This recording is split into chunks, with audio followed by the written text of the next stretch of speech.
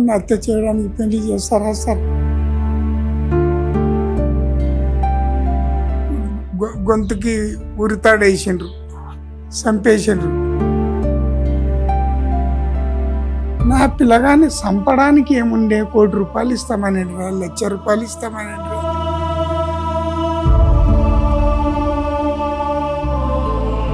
ఆమె చేసిన పద్ధతులు చూస్తుంటే, ఆ కారణం చూస్తే మా పిల్లగాని చంపనికనే ఆమె పెళ్లి చేసుకున్నదని.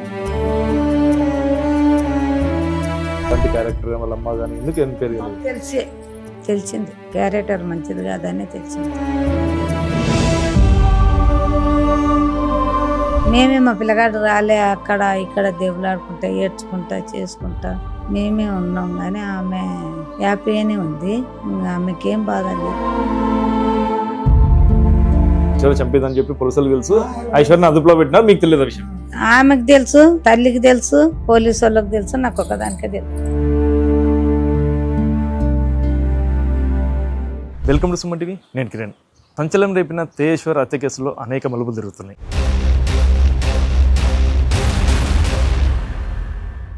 అయితే తేజేశ్వర్ని హత్య చేయనికనే ఐశ్వర్య పెళ్లి చేసుకుందని చెప్పి తెలుస్తుంది.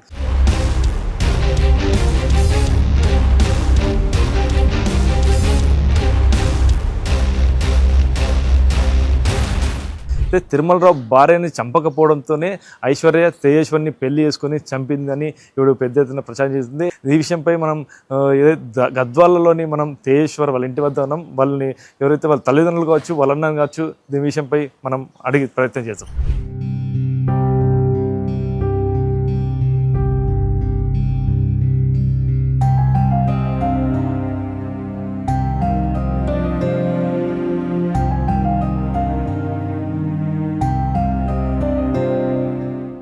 ప్రస్తుతం మనం తేజేశ్వర్ వాళ్ళ ఇంట్లో ఉన్నాం. వాళ్ళ తల్లిదండ్రులు ఉన్నారు, వాళ్ళు అడిగి తెలుసుకున్నాం తేజేశ్వర్ ఎలా రాబడినారు, అయితే తేజేశ్వర్ ఎలా ఉండేవారు, ఎలా మమ్మకమై ఉండేవాళ్ళు, ఎలాంటి వాడు కూడా తెలుసుకుని ప్రయత్నం చేస్తాం.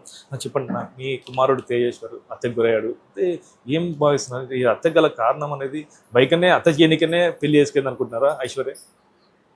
హత్య చేయడానికి పెళ్లి చేసుకోవడానికి ఎవరన్నా హత్య చేయడానికి పెళ్లి చేస్తారా సార్?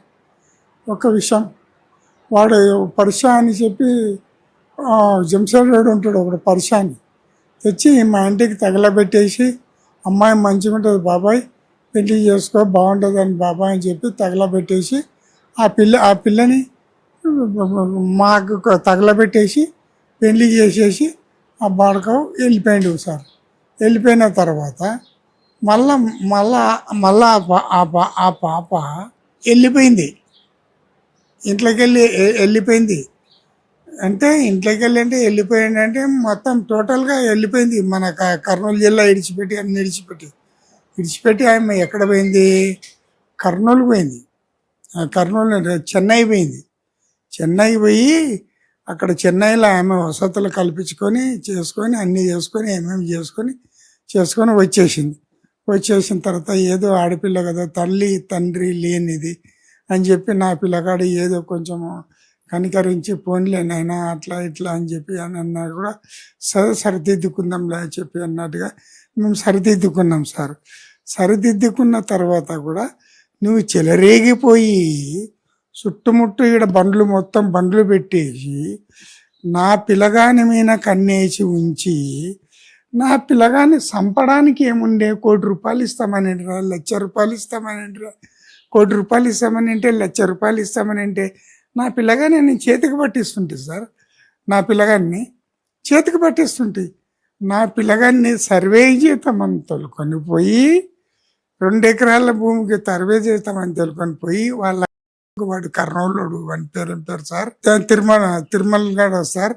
వాడు వచ్చి పిలిపించుకొని బంగ్లాకాడికి పిలిపించుకొని చేసి అన్ని చేసిన తర్వాత ఆడికెళ్ళి వాడు నా కొడుకుని బండ్లు ఎక్కించుకొని తోలుకొని పోయినాడు సార్. వితిన్ రౌండ్ కట్ట కూడా దాటలేదు సార్. దాటక మొదలే వీరాపురం రోడ్లో పోయే తలకల కత్తి వేసిండ్రు, గొంతుకి ఉరితాడేసిండ్రు, చంపేసిండ్రు, కత్తితోనే పొడిచిండ్రు. ఇట్లా దిగింది. అవన్నీ చేయాల్సిన అవసరం ఉండే.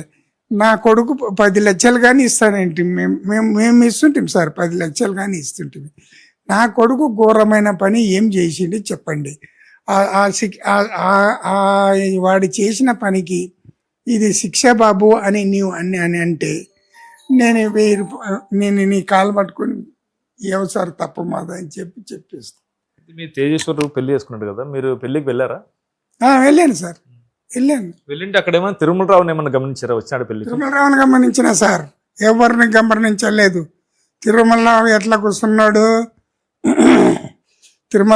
కూర్చున్నాడు, మెట్ల మీద పెన్లమ్మని పెట్టుకొని కూర్చొని గోల్డ్ చైన్ పెట్టుకొని ఇట్లా కూర్చున్నాడు సార్, ఎర్రగా గోల్డ్. అయితే తిరుమలరావు పెళ్లికి వచ్చాడు, ఐశ్వర్య తేజేశ్వర్ పెళ్లికి తిరుమలరావు వచ్చినాడు.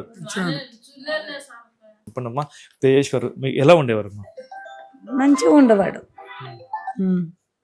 మంచిగా ఉన్నవాడు. ఏదైనా అని డ్యూటీ అయినా కూడా మంచిగా చేసుకొని వచ్చేటోడు, మంచిగానే ఉంటుండే.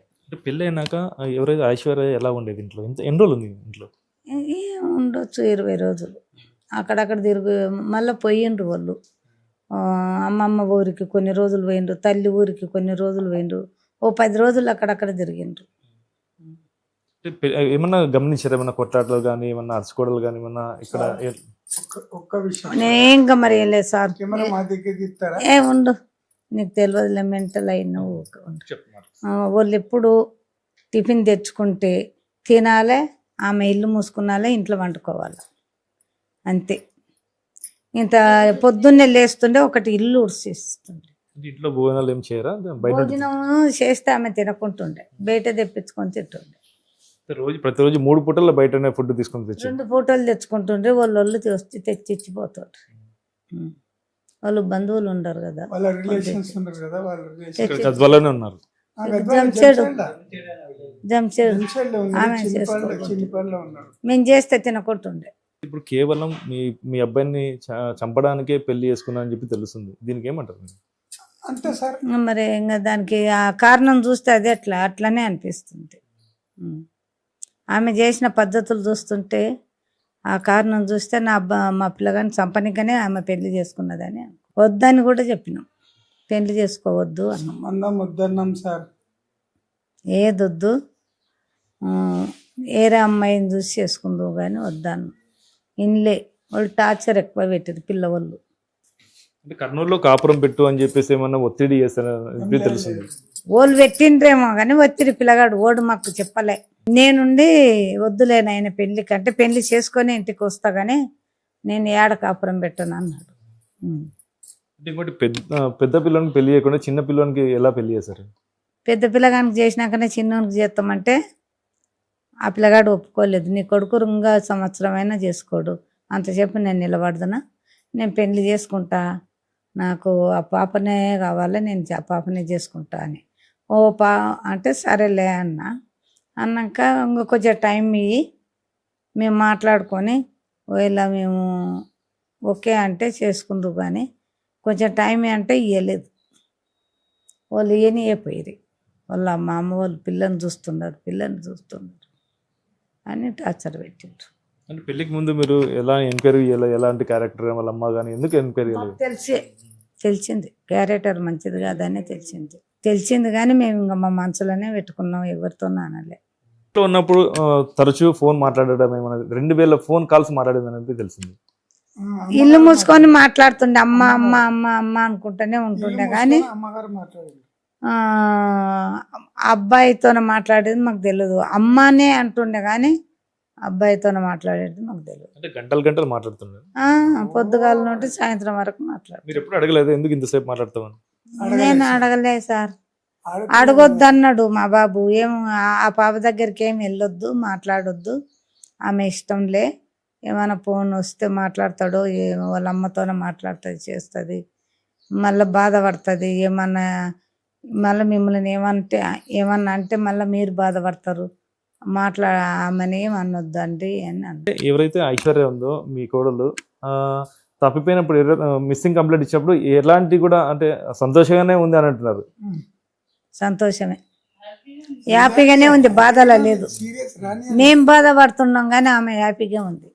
బాధ లేదు ఆమెకు. మేమే మా పిల్లగాడు రాలే అక్కడ ఇక్కడ దేవులాడుకుంటా ఏడ్చుకుంటా చేసుకుంటా మేమే ఉన్నాం, కానీ ఆమె హ్యాపీగానే ఉంది. ఇంకా ఆమెకేం బాధ లేదు. ఏమ్మా పిల్ల పోలీస్ స్టేషన్లో ఐశ్వర్యాన్ని పోలీస్ స్టేషన్లోనే ఎంక్వైరీ చేస్తాము, మీరు పోండి వెళ్ళిపోండి అని చెప్తే మీరు ఐశ్వర్య ఎందుకు వదిలిపెట్టుకోవాలా ఆ పాపాని ఒకటే వదిలిపెట్టాను అని చెప్పి మీరు చెప్పారంట. అవి ఏం చెప్పిన జరిగింది? ఆడ ఏం జరగలేదు, కానీ నాకు తెలియలేదు. ఈ అమ్మ చంపించిందని తెలియలే. నాకేది తెలియదు. నన్ను 2 మాటలు అడిగిండ్రు, కరెక్టే చెప్పిన. వాళ్ళు ఇంకా నీ బయటకు పొమ్మన్నారు, ఆయమని పిలిచిండ్రు, అడిగినాక కూర్చోవాలి మీరు ఎస్ఐ వచ్చేంత వరకు, అప్పుడే వెళ్ళకూడదు అంటే, సరే సార్ ఎంతసేపు అయినా సరే నేను కూర్చున్నగలుగుతా, నా కొడుకు కొరకన్నా నేను కూర్చుంటా అని కూర్చొని ఇంకా సాయంత్రం రాత్రికి 7-8 అయ్యింది. అప్పుడు తోలుకొచ్చిండ్రు, నన్ను తోలుకొచ్చి ఇంటికాడ వదిలిపెట్టిండ్రు. ఎక్కేటప్పుడు ఏంది, కారు ఎక్కేటప్పుడు అమ్మాయిని కూడా తోలుకపోదుమా ఎట్లా అని అడిగిన. అంటే ఎస్ఐ సారు నా ఎమ్మడి వచ్చేటోళ్ళు కానిస్టేబుల్ ఎస్ఐలో, కానీ వాళ్ళుండి వాళ్ళ అమ్మని తోలుకొని వస్తామమ్మా, వాళ్ళ అమ్మ వచ్చిందంటుండవు కదా, ఆమెకు తోడు వాళ్ళ అమ్మని తోలుకొని వస్తావు, నీవు ఇంటికి వెళ్ళిపోవు, నువ్వు ఎక్కువ కూర్చున్నట్టు అట్లా లేవు అని చెప్పింది. ఐశ్వర్యాన్ని పోలీస్ స్టేషన్లో పెట్టుకున్నారు. ఆమెను ఆడబెట్టుకొని వాళ్ళ అమ్మని వచ్చి తోలుకొని పోయిండ్రు. వాళ్ళ అమ్మ తొలగిపోయింది. అంటే అప్పటికి తెలియదు, పోలీసులకు తెలుసు ఐశ్వర్య చంపేదని చెప్పి పోలీసులకు తెలుసు, ఐశ్వర్యని అదుపులో పెట్టినారు, మీకు తెలియదు ఆ విషయం? ఆమెకు తెలుసు, తల్లికి తెలుసు, పోలీసు వాళ్ళకి తెలుసు, నాకు ఒకదానికే తెలియదు. అయితే తేజేశ్వరిని హత్య చేసినాక మీ పక్కనే ఐశ్వర్య పడుకుంది, ఎలాంటి అనుమానం లేకుండా పడుకుందంట, నిజమేనా? అవు నిజమే. టక మాట్లాడింది సార్. అప్పుడు ఏమైనా అనుమానాలు ఏం రాలే, అనుమానాలే రాలే, మంచి పిల్లనేనేమో అనుకున్నాను నేను. ఎప్పుడు రాలేదని మీ దగ్గర ఏం బాధపడలే నా దగ్గర. మీరు బాధపడుతుంటే ఓదార్చడం అన్నట్టు జరిగింది? ఏం జరగలేదు, ఆమె రూమ్ లోనే ఉంది, బయటికి వెళ్ళలే. మీ పక్కన పడుకున్నప్పుడు ఏమన్నా కొంచెం వస్తాడులే అని ఏమన్నా అలాంటి డిస్కషన్స్ ఏమైనా జరిగినాయి? చెప్పలేదు. ఆ రూమే ఆమెకి ఇచ్చినాము, ఆ రూమే ఆమెలో ఆ రూమ్ లోనే ఉన్నది. నేను మా ఈయన కూడా వండి నేను ఒక్కదాని ఇంట్లోకి బయటికి తిరుగుతుంటా, ఆ బాబు నేను.